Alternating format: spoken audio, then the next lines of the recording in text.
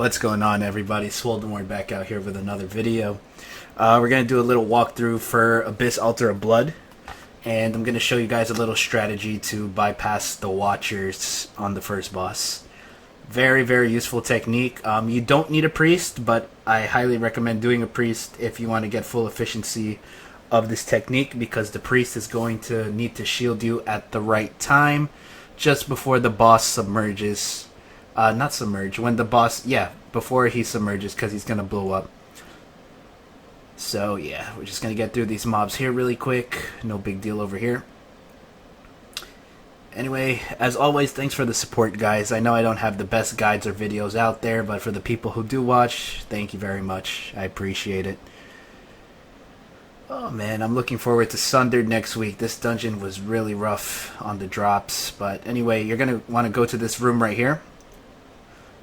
Pull everyone here. So this is very important here. You're going to need someone to pull the boss. Wait until the boss goes inside.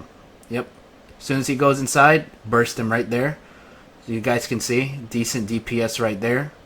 And yeah, I was shielded. So the shield is very important right there. Make sure you cast that shield right away. Also, another key hack here. You could actually keep the slimes inside this room. So if you just run towards them, you could actually trigger the explosion right away. You don't even have to aggro the zombies up north. Literally could just do this. Very efficient right here. So we let some out. Probably not the best, but you guys get the picture. So shield. You see how the priest casted the shield? Right here. You're going to want to fucking... There we go. Burst him. Once you get him below 50%, he's not going to summon the Watchers. Rinse and repeat this process. If you guys get him below 50% on that, I'm pretty sure every time you do it, the DPS should be enough so the Watchers won't spawn. Very, very useful technique. Same thing here. You want to go up to the slimes. Try to explode them right away. There we go. Yeah, once we figured out how to utilize this strategy, it was really good. So you see how the priest casted shield right there? Very important. That way you could burst the boss, and you could go through right through the explosion, and you could keep bursting him. And there we go. Just like that, the first boss is done. No Watchers at all. Hopefully you guys find that useful. I really found that useful for running this dungeon. I wanted to post this video up sooner, but I've been pretty busy lately, so I apologize for that. But next time Altar of Blood comes out, at least you guys know.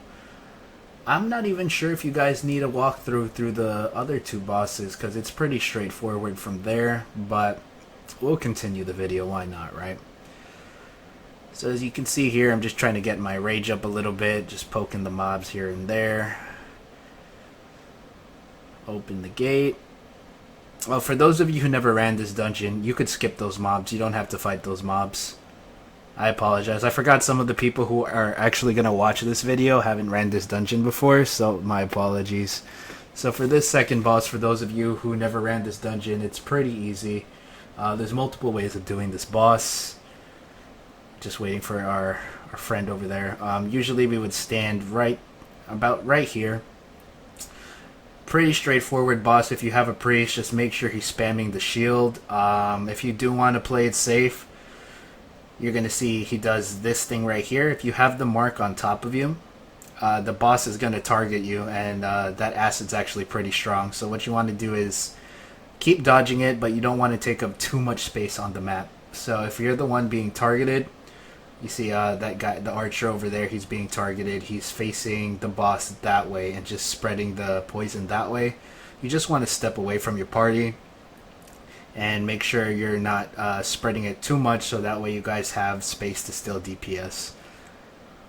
But yeah, pretty straightforward boss. Like I said, if you have a priest, this dungeon is breezy. It's very doable with just straight up DPS. I've ran countless matches with just DPS, and my times were actually a tad better, depending on if I had either archers or mages on my team for the first boss, for the burst. Because if you're running the first boss without a priest, it's going to be hard for the melees to do the burst with the strategy, because the explosion's going to interrupt you. But yeah, it's doable. It's very doable. Right here we have a couple mobs. These mobs you do have to fight. Try to focus on that eye first, because that thing is a pain in the behind. Anyway, on to the third boss. This dungeon was really, really quick. Everyone loves this third boss right here. Pretty straightforward. Unfortunately, we did DPS it slightly a little bit fast, so you are going to miss one attack that the boss does if you do have a slower DPS. So I might as well explain it now. There's going to be a scene, a part of the boss where you're going to see blood drop from the ceiling. You're not going to see it in this... I'm sorry, I can't even talk. You're not going to see it in this specific video because we did DPS it a little bit faster than we were supposed to show everything. But when the blood drops from the ceiling, stop what you're doing and just step on it. That's pretty much it. So you see that boss right there.